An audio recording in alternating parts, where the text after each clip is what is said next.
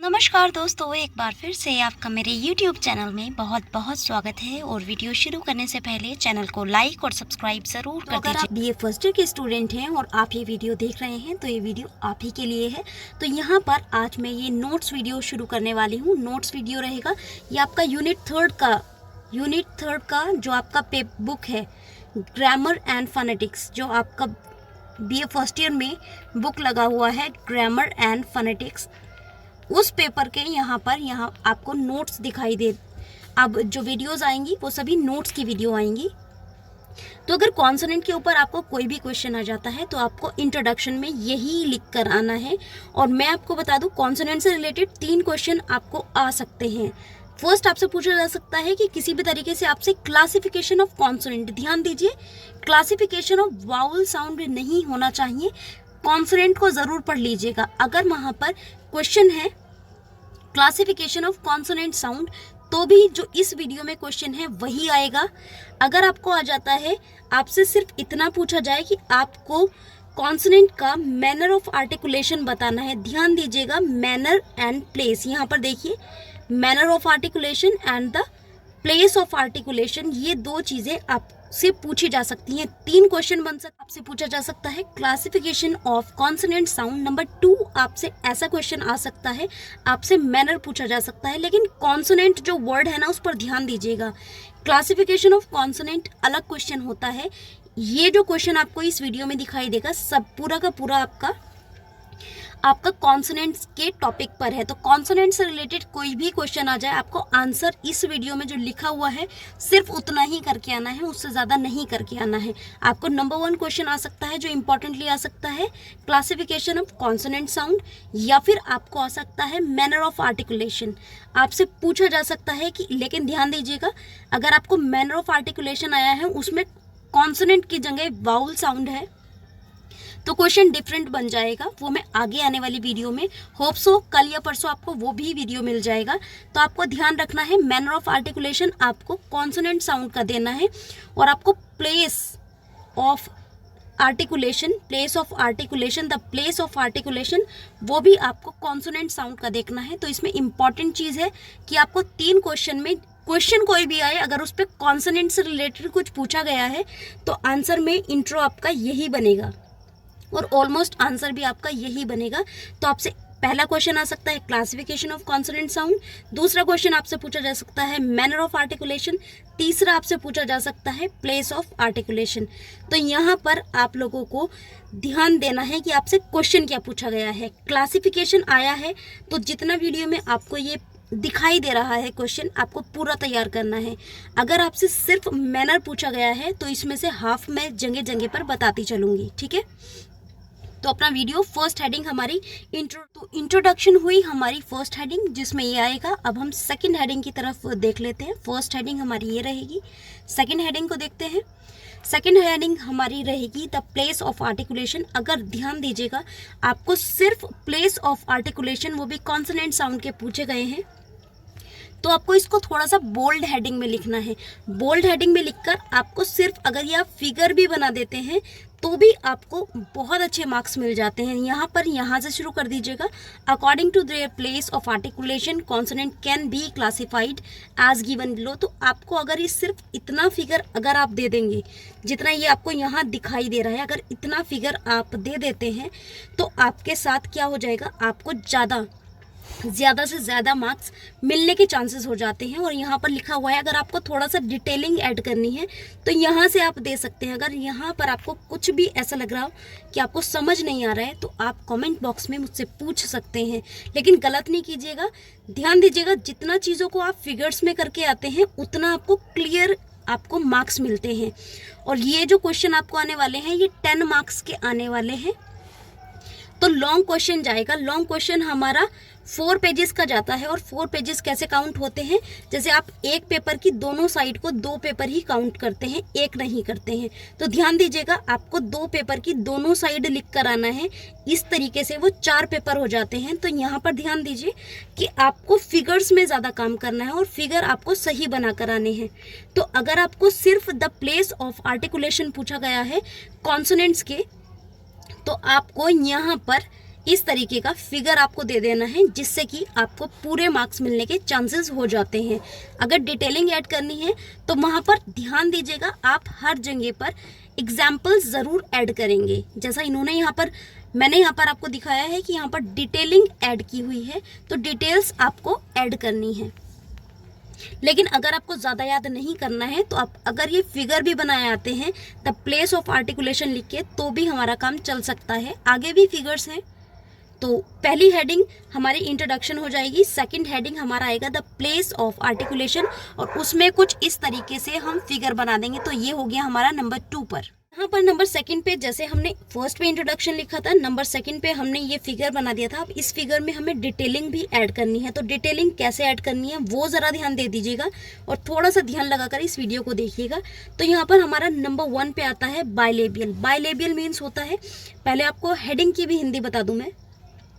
Bilabial means होता है वो अल्फ़ाबेट्स या फिर वो कॉन्सोनेंट साउंड, ध्यान दीजिएगा मैंने कॉन्सोनेंट्स को बोला है, वो कॉन्सोनेंट साउंड्स जिनको बोलते समय हम बाइलेबियल, बाय मीन्स दो और लेबियल मीन्स क्या होता है हमारे लिप्स। बाई लेटिन वर्ड है एक जिसका मीनिंग 2 होता है, लेकिन यहाँ आपको इस वर्ड का मीनिंग नहीं देना है, सिर्फ समझाने के लिए बता रही हूँ। Labial means lips. तो जब आप दोनों लिप्स का यूज करें किसी भी कॉन्सोनेंट, इंग्लिश के किसी भी कॉन्सोनेंट साउंड को निकालने के लिए, तो उनको बाइलेबियल बोला जाता है। और बाइलेबियल में कौन कौन से आते हैं, प, ब, म और वो। अगर आपको ये डिटेलिंग याद नहीं होती तो इतना कष्ट ज़रूर कर लीजिएगा कि एग्जाम्पल्स ज़रूर याद कर लीजिएगा, और एग्जाम्पल आपको याद होने चाहिए विद हेडिंग, और इतनी एक लाइन ज़रूर ऐड कर दीजिएगा। All represents bilabial sounds. इसमें कुछ नहीं समझ में आए तो प्लीज़ कमेंट बॉक्स में पूछ लीजिएगा। सेकंड हमारा होता है लेबियोडेंटल। यहाँ पर मैंने लेबियल का मीनिंग लिप्स बताया था, तो ध्यान दीजिएगा यहाँ पे भी लेबियो का मीनिंग क्या रहेगा, लिप्स रहेगा। और डेंटल का मीनिंग आप समझ ही गए होंगे, जहाँ पर लिप्स और टीथ दोनों यूज किए जाएं किसी भी शब्द को, किसी भी कॉन्सोनेंट साउंड को प्रोड्यूस करने के लिए, तो वहां पर वो साउंड का प्लेस क्या माना जाएगा, लेबियोडेंटल माना जाएगा। तो आपको वैसे तो ये पूरा डिटेलिंग में लिखना है अगर आपको ये लॉन्ग क्वेश्चन में आता है, लेकिन अगर फिर भी आपको बहुत ज़्यादा प्रॉब्लम हो रही है ये चीज़ें याद करने में, तो आप ध्यान दीजिएगा एग्जाम्पल से नीचे तक ये इतना आप ज़रूर कर लीजिएगा, यहाँ तक इतना आपको देना है। Example, the initial sounds in the English words like फो एंड वो साउंड। वो वाइन, वॉज वाला नहीं, ठीक है, इसमें डिफरेंस होता है। लेकिन अभी एग्जाम आपके सर पे हैं तो आपको नोट्स की ज़रूरत होगी, तो ये आप लोगों को याद कर लेने हैं। नेक्स्ट हम देखते हैं, नेक्स्ट हम लोगों को क्या देखना है। अब देखिए यहाँ पर जो तीसरा हमारा प्लेस आता है वो आता है डेंटल।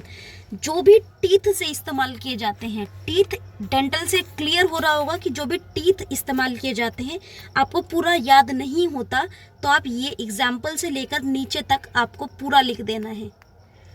इतना कष्ट ज़रूर कीजिएगा जहाँ पर भी टीथ का इस्तेमाल होता है किसी भी कॉन्सोनेंट साउंड को आर्टिकुलेट करते टाइम। यहाँ पर देखिए हमारे जो रिप्रेजेंट कर रहे हैं वर्ड्स लाइक थ एंड द, तो यहाँ पर थ और द के एग्जाम्पल्स हैं, तो यहाँ पर आपको ऐसे के ऐसे ही लिखाना है। नंबर 4 पे आप देखिए, नंबर 4 पर है एल्वियोलर। अगर आप पूरा लिख सकते हैं तो वेल एंड गुड, नहीं लिख सकते तो यहाँ एग्जाम्पल से आप बिल्कुल नीचे तक लिख सकते हैं। और कॉन्सोनेंट का कोई भी क्वेश्चन आ जाए, वैसे इससे बाहर जो आपको नोट्स में यहाँ वीडियोस मिल रही हैं, इससे बाहर आपको कुछ नहीं आएगा। तो यहाँ पर जो होता है द एक्टिव जो आर्टिकुलेटर होता है आपका, वो होती है जहाँ पर आर्टिकुलेट करते समय, इट मीन्स बोलते समय आप टंग की ब्लेड, इट मीन्स टंग के बीच का हिस्सा और टिप का इस्तेमाल कर रहे हो, तो वहाँ पर क्या आ जाता है, जो आपके टीथ होते हैं, यहाँ पर देखिए टीथ रिज भी लिखा हुआ है, तो हमारा जो एल्वियोलर साउंड्स होते हैं जब हम टिप का यूज कर रहे होते हैं टंग की, इट मीन्स जीभ के किनारे, और teeth ridge it means teeth के ऊपर वाला भाग जब हम यूज करते हैं। अगर आपको ऐसे नहीं समझ आ रहा तो आप एग्जाम्पल्स को यहाँ पर बोल के देख सकते हैं। जब हम ट बोलते हैं, ट, ड, ल, न, स और ज साउंड, ये जब निकलते हैं, और अगर आपको यहाँ से डिटेलिंग याद नहीं हो रही है तो एग्जाम्पल से आप यहाँ तक याद कर सकते हैं। ये आपको इजी भी होगा और इजीली याद भी हो जाएगा। नेक्स्ट आपका आता है पोस्ट एल्वियोलर। एल्वियोलर जो साउंड थे वो हमारे वो साउंड होते हैं जो हमारी टंग होती है उसके टिप से आते हैं और टीथ रिज से आते हैं। इट मीन्स टीथ के ऊपर वाले जो हार्ड हिस्सा होता है, टीथ रिज उसको बोला जाता है। टीथ से ऊपर जो हार्ड हिस्सा होता है उसको टीथ रिज बोला जाता है, वहां से निकलते हैं। पोस्ट एल्वियोलर से साफ समझ में आ रहा है, पोस्ट होता है बाद में। तो जो भी हमारे ऐसे साउंड्स होते हैं जहां पर हमारी टंग का इस्तेमाल किया जाता है और वहां पर कौन सा rear part of the teeth ridge, it means teeth ridge के थोड़ा सा ऊपर का भाग यूज किया जाता है, वहां पर हमारे पोस्ट एल्वियोलर साउंड्स होते हैं। लेकिन अगर आपको डिटेलिंग याद नहीं हो रही तो आपको लिखना कहाँ से है, एग्जाम्पल से यहाँ तक आप लोग लिख देंगे। सिर्फ इतना भी लिख लेंगे तो भी आपको मार्क्स मिल जाएंगे। नेक्स्ट यहाँ पर आपका है प्लेटो एल्वियोलर। तो यहाँ पर ये जो साउंड है, अगर आपको पूरी डिटेलिंग याद नहीं हो रही है तो प्लीज़ आप एग्जाम्पल से याद कर लीजिएगा। यहाँ पर जहाँ भी एग्जाम्पल से शुरुआत हो रही है उसको एंड तक आपको लेना है। अगर आपसे डिटेलिंग याद नहीं हो रही है तो इतना आपको याद कर लेना है, उतना भी आपके लिए बहुत हो जाएगा। यहाँ पर जो साउंड रिप्रोड्यूस होता है वो आर्टिकुलेशन हमारे क्या होते हैं, टंग होती है हमारी, और सेकंड होती है ये जो टंग होती है वो हर जगह आती है, उसमें आप कंफ्यूज मत होइए। बस आप यहाँ पर ऐसा कीजिए, यहाँ से यहाँ तक लिख दीजिए, क्योंकि ये सब चीज़ें मैं क्लास में आपको समझा चुकी हूँ। यहाँ पर वीडियो और भी ज़्यादा लंबा होने के चांसेस ज़्यादा हो जाते हैं। और ये वर्ड्स को आप एक बार इन कॉन्सोनेंट साउंड्स को आप रिड्यूस करके देख लीजिए तो आपको पता चल जाएगा। नेक्स्ट हमारा है पैलेटल साउंड्स। यहाँ भी वही चीज़ मैं कहूँगी, अगर आपको ये याद हो रही हैं डिटेल्स के साथ तो बहुत अच्छी बात है, नहीं हो रही हैं तो आपको जहाँ भी ये एग्जाम्पल वर्ड लिखा है उसको एंड तक ले लेना है और एग्जाम्पल में आपको साउंड ज़रूर दिखाना है। यहाँ से ये एग्जाम्पल से बिल्कुल आपको यहाँ लास्ट तक ले लेना है, ठीक है। तो इतना भी आप कर लेंगे तो भी आपको पूरे मार्क्स मिलने के पूरे चांसेस हैं। नेक्स्ट हमारा जो होता है वो होता है पैलेटल साउंड। फिर से वही कहूँगी कि आप लोगों को यहाँ पर एग्जाम्पल से लिखना है। और नेक्स्ट होता है वेलर साउंड। वेलर साउंड में भी यहाँ पर साउंड्स को इतना ध्यान रखिएगा, साउंड्स जरूर लिख कर आने हैं। और कुछ आप लिखिए या नहीं लिखिए, एग्जाम्पल्स ज़रूर होने चाहिए। एग्जाम्पल से आपको पूरे मार्क्स मिल जाते हैं। इतना आपके वो एक्टिव आर्टिकुलेटर और पैसिव आर्टिकुलेटर्स पे ध्यान नहीं देते, दिया जाता है और ज़्यादा मार्क्स आपको मिलते हैं, लेकिन एग्जाम्पल्स को वो देखते हैं कि बच्चे ने सही लिखे हुए हैं या नहीं।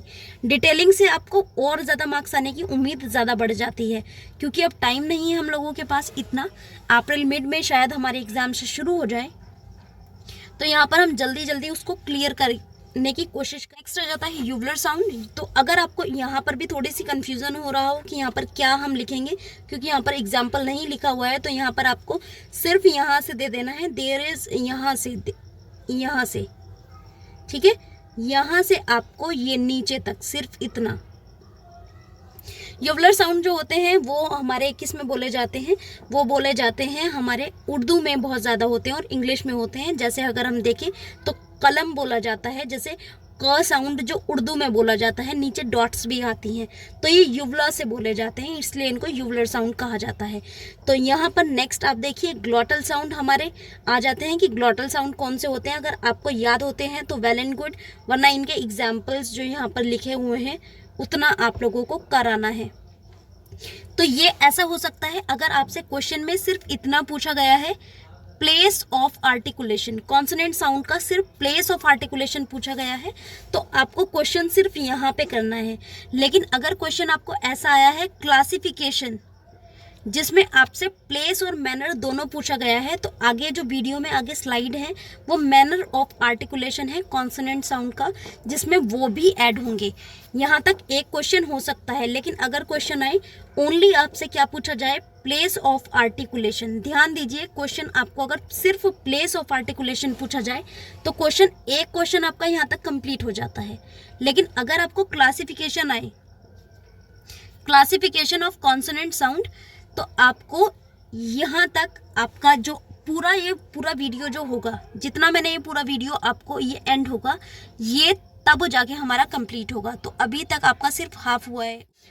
यहाँ पर देखिए, यहाँ पर आ जाता है आपका manner of articulation, it means classification का दूसरा भाग। अगर आपको क्लासिफिकेशन का क्वेश्चन आए, क्लासिफिकेशन आपसे पूछी जाए, तो क्लासिफिकेशन में आपको मैनर जो अभी आप देख रहे हैं और जो प्लेस मैंने पीछे वीडियो में बताया है, दोनों आएंगे। ध्यान दीजिएगा, प्लेस और मैनर दोनों आएंगे अगर आपसे क्या पूछा जाए, क्लासिफिकेशन पूछा जाए तो ध्यान दीजिए। लेकिन अगर सिर्फ प्लेस सेपरेट पूछा जाए आपसे, प्लेस ऑफ आर्टिकुलेशन बताना है आपको, तो सिर्फ उतना क्वेश्चन आएगा जितना हम पीछे कर चुके हैं।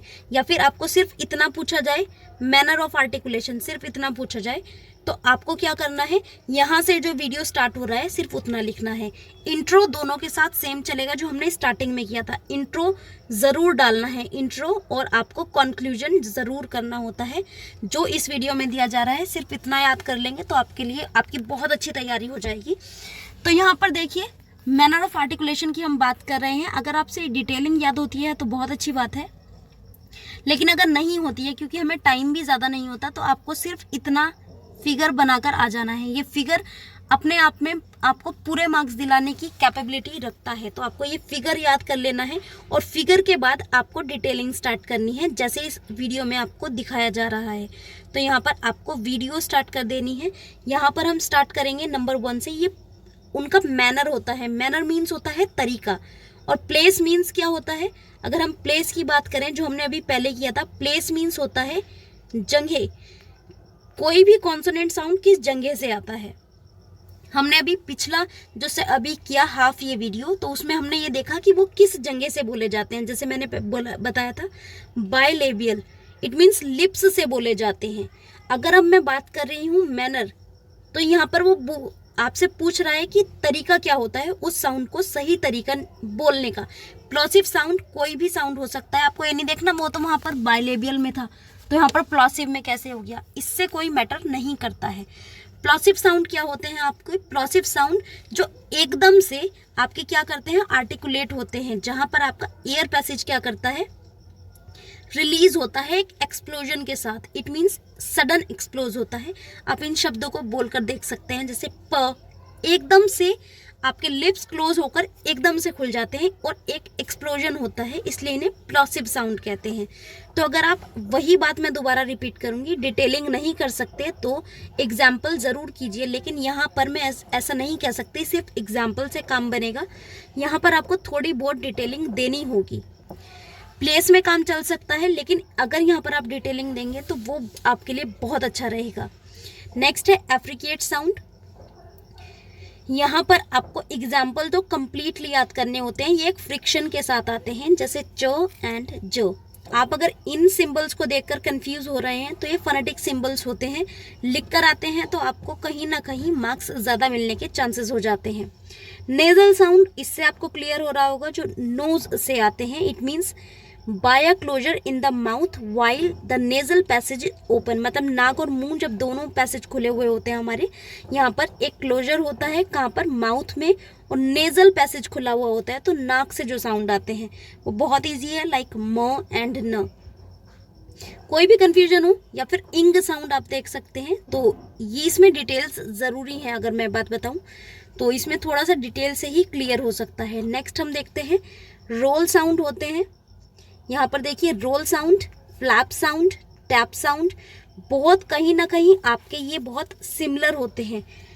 ये मैंने क्लास में आप लोगों को समझाए हैं, यहाँ पर मैं उतने अच्छे से नहीं समझा पाऊंगी और ना ही आप लोगों को समझ आ पाएगा, तो इनको आपको एग्जाम्पल्स तो ज़रूर देने हैं, थोड़ा सा इनमें डिफरेंस होता है।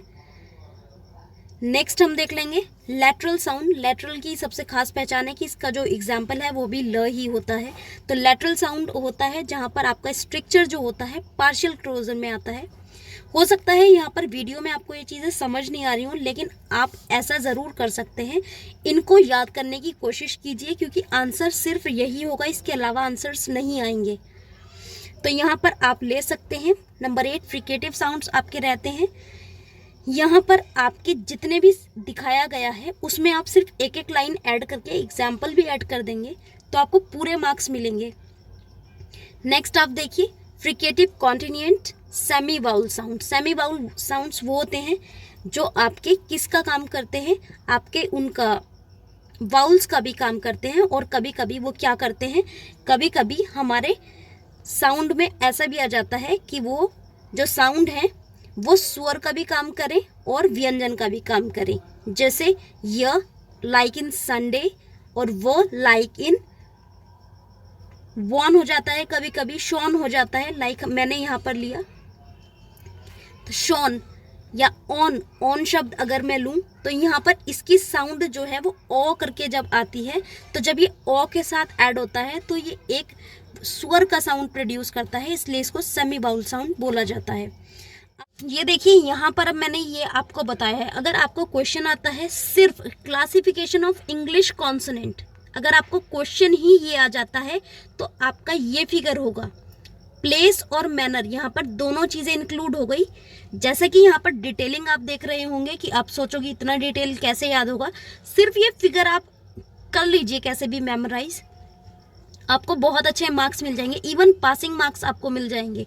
देखिए जो हमने बाइलेबियल ये किया था, प्लेस किया था और मैनर किया था, मैनर इधर से आ रहा है आपका और प्लेस इधर से आ रहा है, तो ये दोनों चीज़ें हमने पढ़ी थी। और जब हमने ये दोनों चीज़ें अगर हम फिगर के थ्रू बनाकर आएंगे तो हमें बहुत ज़्यादा मार्क्स मिलने के चांसेस हो जाते हैं। इट मीन्स हमें बहुत ज़्यादा मार्क्स मिलते हैं। तो अगर क्लासिफिकेशन का क्वेश्चन आए तो आपको ये फिगर बनाकर आना है पूरा, इससे आपको, और अगर आप डिटेल्स के साथ बनाकर आते हैं तो आपको बहुत अच्छे मार्क्स मिलने की संभावना हो जाती है। लेकिन आपसे अगर सिर्फ प्लेस पूछा जाए, ध्यान दीजिए किसी एक ही फिगर को आप बनाकर आएंगे। अगर आपने ये वाला फिगर बना दिया है जो मैं पीछे दिखा रही हूँ, यहाँ पर ये दिखा दिया है, तो आपको सिर्फ ये फिगर बहुत है, ये दोनों चीज़ों का आ जाता है आपका। लेकिन अगर सिर्फ आपसे क्वेश्चन में क्या पूछा गया है, सिर्फ प्लेस पूछा गया है, तो आपको मैनर तो बताना नहीं है, तो आपको ये वाला फिगर बनाया आना है। लेकिन यहाँ पर एग्जाम्पल्स ज़रूर ऐड कर दीजिएगा। जैसे यहाँ पर एग्जाम्पल्स नहीं है, हर किसी के सामने एग्जाम्पल्स ऐड कर देंगे तो आपको बहुत अच्छा हो जाएगा। ठीक है, नेक्स्ट यहाँ पर आपके लिए टेस्ट दिए हुए हैं, इनको आप करके देखिए थोड़ा सा, और हेडिंग्स में कुछ भी कन्फ्यूजन हो तो आप मुझसे पूछ सकते हैं। कल या परसों में आपकी नेक्स्ट वीडियो भी आ जाएगी। और जितना मैंने इसमें क्वेश्चंस कवर किए हैं, अगर आप उतना कर लेंगे तो आप लोगों के लिए क्या हो जाएगा, ये एक बेनिफिट हो जाएगा। और आपके 30 मार्क्स जितने भी लॉन्ग क्वेश्चन है वो इसी में से आएंगे, इस बात की मैं गारंटी देती हूँ। तो इसी में से आएंगे। वो आपका लक खराब हो सकता है कि अगर इसमें से ना आए, लेकिन most of the time important question यही रहते हैं। तो 60% मैं बोल सकती हूँ इसी में से आपका क्वेश्चन आना चाहिए। ये आपकी टेस्ट शीट सेकंड है। और थैंक यू सो मच, आपने ये वीडियो अगर देखा है और आपको इतना सा भी हेल्पफुल लगा है तो please like and subscribe this video and share this video. Thank you.